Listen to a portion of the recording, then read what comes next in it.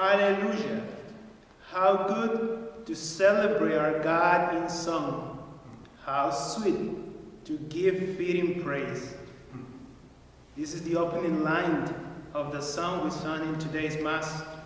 It is a psalm in which the author praises God for so many good things that God is doing. There is a great enthusiasm and joy in the psalm. And it is written in the present, and so I think there is invitation for us as well to keep praising God at all times. And I feel that this is also the invitation that Pope Francis keeps pounding the church right now.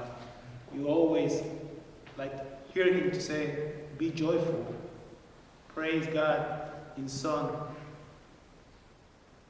And he's especially invited us during this year dedicated to consecrated life to praise God with great enthusiasm by becoming, I quote from his inaugurating message on the occasion of consecrated life, he said that he wants the church, and especially religious people, to be living exegesis of the gospel. And in fact, the first expectation that the Pope has for this year of consecrated life is that the old saying, he said, will always be true.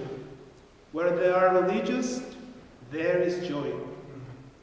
We are called to know and show that God is able to fill our hearts to the brim with happiness.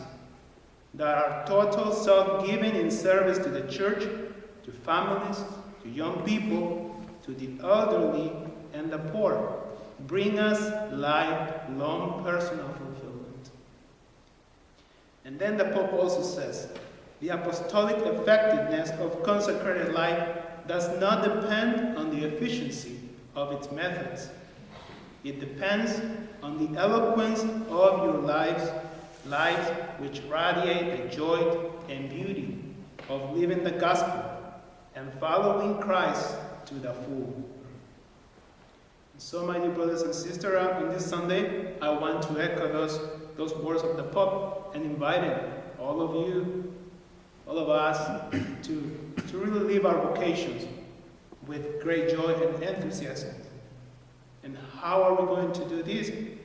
I'm pretty much just getting all this wisdom from the Pope. Is that he said that in order to be really joyful, be genuine joyful, the requirement is to remember always the first encounter that you have, the loving encounter with Jesus Christ. Remembering always, every day, and then you're going to be happy to bring Jesus to all people, he said. Do you remember that encounter? And if not, I invite you that at the end of the day, maybe you can remember that and really feel it in your heart. And then go and proclaim the gospel to all people. We must keep in our conscience that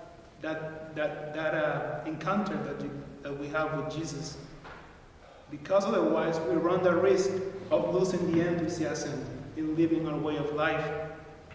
We can easily fall into the monotony of life, merely and just filling expectations of our vocations. And this can lead us to live a relaxed, light, Christian way of life.